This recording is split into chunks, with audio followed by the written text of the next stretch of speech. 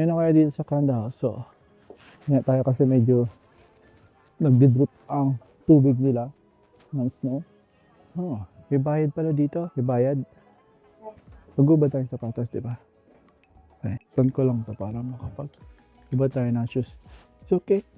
Okay? And then we leave our shoes. We'll just put it here and then just remove shoes. Do not step on the wood. Thank you.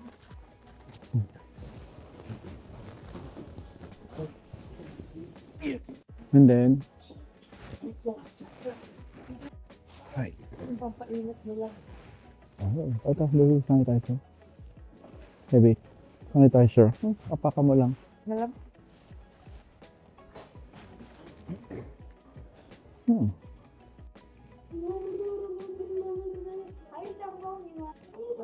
Ito yung tea na pwede kang uminom. I know, right? Hanggang 5th floor. Ilang floor ba to? Ate. Attic? Okay. Tapos pagbaba. Okay. Hawak lang tayo kasi medyo patirik yung hagdan nila. Medyo steep yung hagdan. Kaya kailangan maayos yung ating paghawak. So, mausok dito, no? Parang pugon. Ito yung mga suot nila. Ito yung mga ano nila, laki-lagari niya. Ayan yung ginagamit nila pag nag-aararo sila sa lupa. Yan, ito yung lagari. Pangputol ng puno. Ayan, ito yung mga trabaho nila sa araw para makagawa sila na. So guys, ang experience dito, pag pumasok ka, mausok. Alam niyo yung parang nag-iihaw ka. Ganon. Para ka nagpa-fireplace sa fireplace. Mausok siya. Oo, Pero maganda. Mausok nga lang. Mausok siya. Alam mo sa probinsya na amoy. Pag nagpe-fiesta, nagluluto sila ng mga ulam. Ganun ang amoy dito. So wag aapak dito kasi pag nahulog ka dito, bali ang buto mo. So may ano siya, may guide siya, may bawal. Pero parang exhaust lang to para pumasok yung init. Pero hindi siya actual init kasi ang nilagay lang nila na kahoy is 2 lang. At saka bukas yung mga bintana. Bukas yung bintana kaya hindi siya malamig. Mainit. Hindi, dito lang muna to saglit. Ayan. Ayan.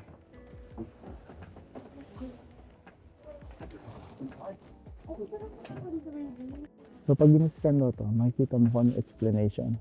Kasi parang meron silang ang katulad ni Rick Steve. Ayan. Si Rick Steve, ayan. Audiobook niya. May audiobook siya. So ito yung ginagawa na 2nd floor, 3rd floor, for workplaces, for sericulture. Hindi ko alam kung ano yung sericulture. Siguro pag-filter ng mga inani nila. Saka akyat tayo sa taas. Andito tayo sa 2nd floor. So akyat tayo sa 3rd floor. Ay, may nagtuturumpo din pala sila. Turumpo. Dali, last na lang. Hindi, ikaw lang. Hintay mo ako dito. Akyat na tayo dito sa taas para makababa na tayo. Ay, meron pa pala. Oo, marami pa. Mag-ingat ka dito. Yeah. So, akitin na natin lahat ng handa nila dito kasi para makita natin kung ano yung experience ba. Kasi, yan taas . So, ayan. Ito yung mga machinery nila noong panahon, ng hapon, iba-iba yan. Hindi mausok dito sa taas . Para na ako iniihaw dito. Pero ito yung siguro yung pang bilad nila. Pag mayroon silang mga, tapos ito yung labas . Yung labas. Mamaya, aakit tayo dito sa taas. Parang hanggang 4th floor yata sila. So, tingnan natin kung ano pa yung nandun sa pinakataas na to. Pero, mag-iingat tayo kasi medyo steep na. Titingnan nyo guys. Ayan maka-adventure. Ayan ang ano niya. Hindi siya sobrang taas niya. So, kailangan pag makit ka dito, hawak-hawak mo yung aray ko, sumabito ko. Hawak-hawak mo. Wala na pala. Do not enter. So, ito lang yung Ayan.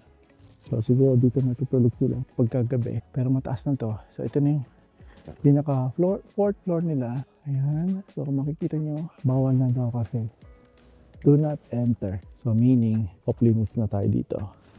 Hanggang dito lang ang allowed natin sa 3rd floor. So, ito yung 4th floor nila. Siguro tulugan nila to. Kaya bawal nang akyatin. Or baka ito yung lookout nila ng panahon ng gera, ng panahon ng Hapon. So dito sila umaakyat sa fourth floor para makita kung merong mga kalaban na pupunta para sakupin ang kanilang bansa o ang kanilang lugar. I don't know, just kwento lang ha. Kwentong barber lang ako kaya hindi paniwalaan. Para meron tayong mga training sa ating video adventure ngayon. So bababa lang tayo. Sa pagbaba, kailangan patalikod para safe kasi mahirap na. Baka dumaos-dis ako. Dumiretso na ako sa baba hanggang ground floor. Yan. Medyo malamig malamig na mausok. So ito, yan. Yan yung mga ano nila. Let's go. I'll hold that one. You want me to go first? So ito yung guide map nila. So, ito yung mga A to H. Clothes, kitchenware, fireplace, water slave, miscellaneous, roof changing, your work. Okay. So ito. Okay. So ito yung ginagamit nila dati pagsukat ng mga paninda. Halimbawa, meron silang inani, paninda. Ayan, kasi nagbebenta sila ng balot, nalagay yung tubig. So may measure nila kung gaano kabigat yung kanilang ibebenta. Joke lang. Kaya paniwalaan yung mga sinasabi ko. Basta pinapakita ko lang kung ano yung explanation ko sa sarili ko ha. So ito yung ano dyan. Kayo nang nagko-comment ng tama or mali ako, basta ginaguide ko lang kayo para makita nyo kung ano yung itsura dito sa loob ng Canada. Canada ba ito? Canada? Canada? Pangalan itong... Ewan ko, nakalimutan ko rin. So, hindi ko alam. So, diretso tayo. Just moving forward. Ito, dito binubuo yung kanilang kapag may meeting sila, dito sila nagpupulong-pulong. Ayan, para alam nila kung ano yung gagawin nilang next move. Ayan, so dito yan. So, baba na tayo. Ito, hindi na medyo steep. Dito sa pataas, sa 3 tsaka sa 4, medyo steep na yung pataas. Kaya, ito medyo okay. Hindi pa na ako doon, guys. Private. So, bawal na pumunta dito kasi dyan sila papahinga siguro. Kaya, bawal pumasok doon. Siguro yun yung ano nila. Papit nila. Table nila. So, dito siguro sila kumakain. Pagkatapos nilang mag-ani ng kanilang mga pananim. Yan. Dito sila nag-gathering. Pag halimbawa, mayroon silang pagmimitingan na pag-uusapan sa kanilang susunod na harvest. Kaya, ito yung kanilang table para, ayan, katulad yan. Doon dito sila nagpipiknik. Dito sila kumakain. So, ito, yan.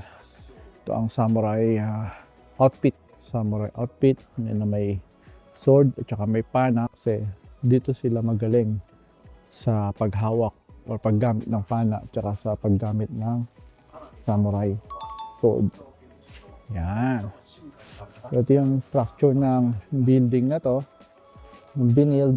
So, panoorin nyo na lang kung ano yung history niyan.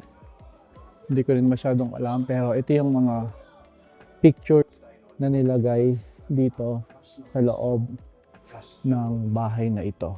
So, kung kailan binild, kung ano yung ayan may mga paan pa sila So ito daw, pagka may sunog, ginagamit nila yan para hindi masunog yung mga kalapit na bahay. Yan yung ano nila dito, isang safety security nila dito nung panahon na yan. Pero ang alam ko hanggang ngayon active pa rin yan, na gumagana pa rin yan. Na meron silang sprinkler ba. Na marami na rin mga pumunta dito na mga pa-autograph. Hindi ko sila kilala. Pero yan, may mga autograph sila dito. Sila yung mga nakapunta na rin dito at experience itong lugar na to. So kung kayo ay pupunta dito sa Shirakawa or sa Shirakawa-go, don't miss this opportunity na makapasok dito para makita nyo rin kung ano yung history nila at kung ano yung culture nila dito sa Japan. As you can see, ito yung siguro parang altar nila and ito yung mga picture or images ng mga tao siguro dito na nakatira noong panahon ng Hapon o noong panahon ng basta yun, sa panahon nila. Yan.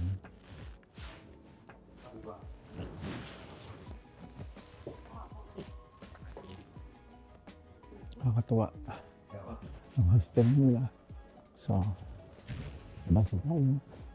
At ito yung ating tour for today dito sa Shirakawa-go. Yan ang experience. So, gusto nyo pumunta dito guys. Ito ay Highlands recommend para makita mo kung ano yung history nila dito sa sa Japan. Pabalik ka, ganun din, kinukuha mo rin sapatos mo, pero hindi mo pa siya isusuot. So, kukuhanin mo lang itong tag, babalik mo lang dito, yan, para magamit pa rin ng iba. Tapos, kuhanin mo lang yung shoes mo, and then, pag isusuot mo, pwede ka rin umupo dito, dito na lang, upo dito. Okay, tapos na tayo. Sige, tagsamas. Yan, so, tapos na tayo. Labas na tayo. Nakapag lakad na tayo sa loob na Kanda House. Yan. Ito ang Kanda House. So, pupunta kayo dito. Ayan, ang Kanda House. Ganda yan. Try nyo ha. Punta kayo dito. Recommend yan. Para experience mo kung ano yung history nila dito sa Shirakawa. And now, saan na tayo pupunta, baby? Lunch na tayo. So, hanap muna tayo ng lugar. Ikakainan kasi gusto nilang kumain ng kanin eh. So, fish. Particularly fish. So, sana meron. Kung wala, we'll see. Yung medyo malamig ngayon, nakaka-enjoy talaga itong aming tour ng day 6 namin dito sa Shirakawa. So grateful and so blessed kasi Papa Jesus, binigyan na tayo ng opportunity para makapag-spend time together, makapag-travel, and makita itong magandang view dito sa Japan na once in a lifetime experience namin. Tignan kung ano yung menu nila and kakain tayo. Medyo mahaba ang pila. Number 40! Anong number ka? Ha? Number 68? Yung tinatawag ko lang is 40. O, 44 na. So, 60. Mga 2 hours to go pa. Hintayin natin kung hanggang ano oras tayo makakaupo bago tayo makakain. Hinintay tayong tawagin. Kulang tayo dito. Chill lang tayo.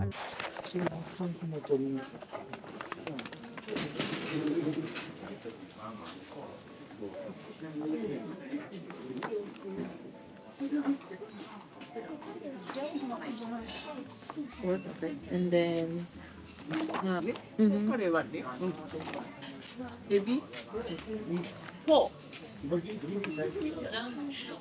dito ka, baby? Madad ko pa na order. Hindi na. Okay na. Kakain pa tayo sa kanza.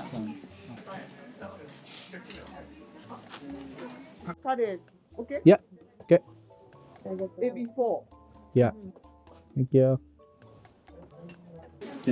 Tingnan nila tayo. Baka baby. Wala siyang sasawa ng tempura. Wala. Hindi parang hindi sila ano sa tempura sauce mo. Ano? Yung tempura na dip. Yeah, parang wala. Ano to? Ah, miso. Miso siya. Ano siya? Ano ang batakpan? Hindi na siguro. Ano? Hindi. Ano? Okay. Nawala na.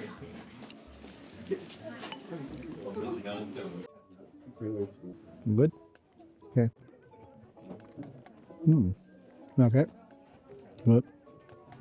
Naalala ko yung kinain natin doon sa unang Nahanap. fish market na ganito. Parang tapsilog. Mabili ko mo din tayo. Ha? Tignan mo doon. Noodle? Ito. Tofu? Ako din ang kanila. Konti na? Parang. Kaya ako makanan dito. No. No. Ayoko na. Bagong malagyan ng Mm. curry. No. Bagong malagyan ng curry. So, yung pura tikman mo.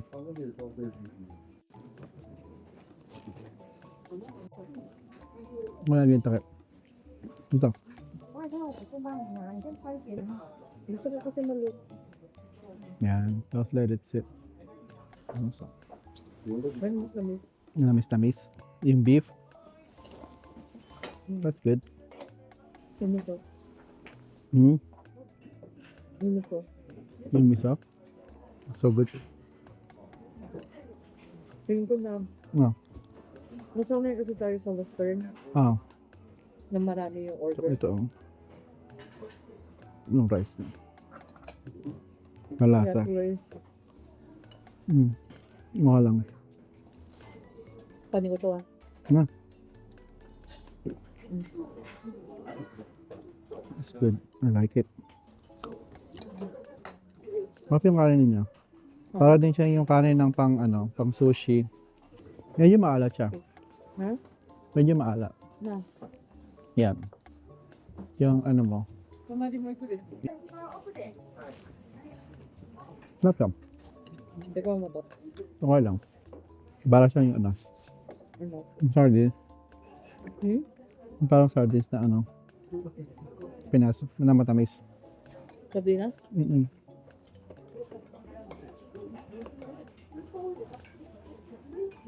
Sarap siya.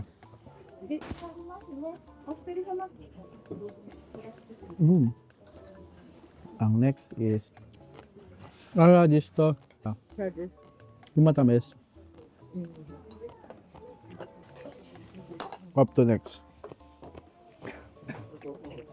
Tapos yung drinks nila. May para siyang Sparkling? sparkling. Tapos meron siyang Yung water siguro. Oo. Hindi, tapos meron siyang Sprite, parang gano'n. Oo. Yung crunchy. Yung fruits niya. Masarap.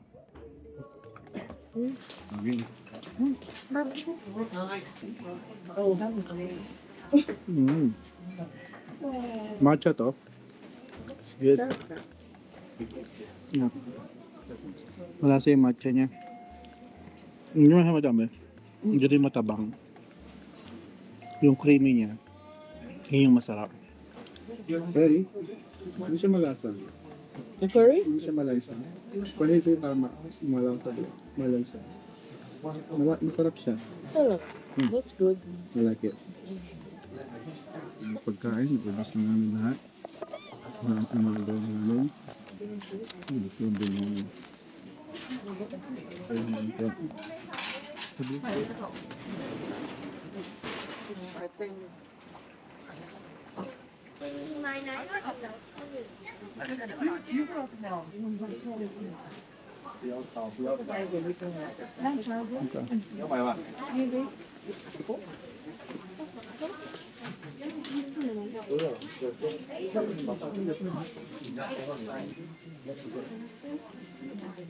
Your cow go. Your cow go.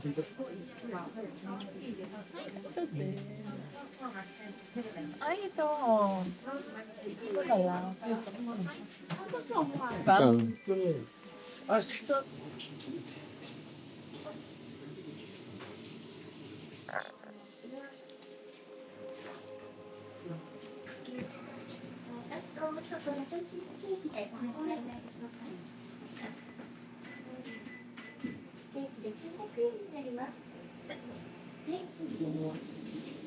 Titikman natin yung coffee nila at saka dessert. Habang nag-aantay tayo ng bus is 5:30 pa. Yun. Yun.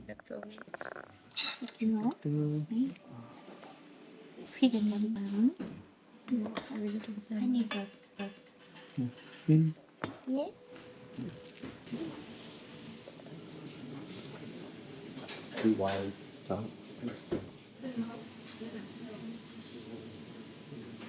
Ang ganda niyo. Ching-ching. Ching-ching.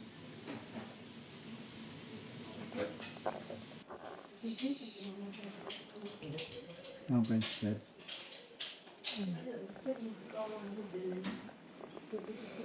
Ang sarap talaga ng tinapay nila.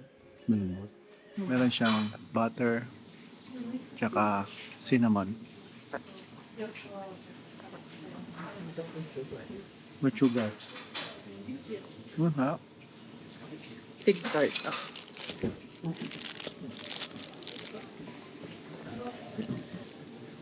Big time. I love it. Ito sa tatlo, ano yung the best na natikman mo na masarap? Ito? First, second, third. Ako ito. First, second, third.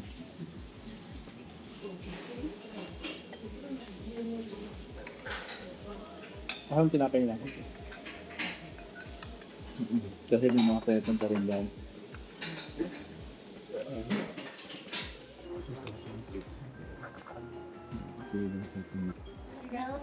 Dito isa mas. 这个5排分店。走行中はシートベルトを着用してください。 Take a second. 교통사정의오해운행중입니다. 도착이 지역 Ilang oras ang biyahe? 1 hour, 15 minutes. Yan. Nakababa na po tayo ng aking bus. Yeah. So, dito na tayo sa Kanazawa. Tayo ay maglalakad na papunta sa ating hotel. At maglalaba na tayo. So, we have fun. Enjoy. And busog kami. Hanggang ngayon busog pa ako. Ikaw ba?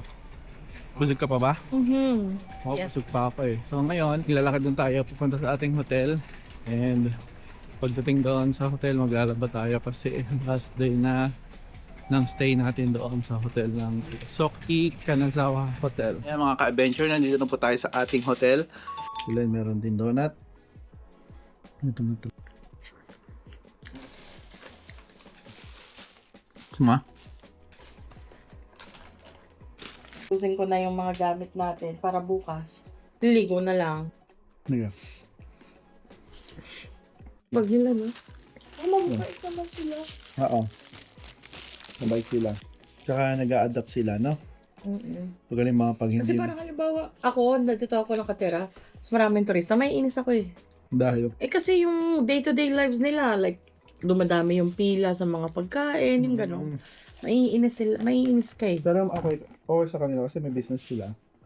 Tapos nakakatulong sila sa economy ng Japan. Wag nila, no? Mabait naman sila. Oo. Sabay sila.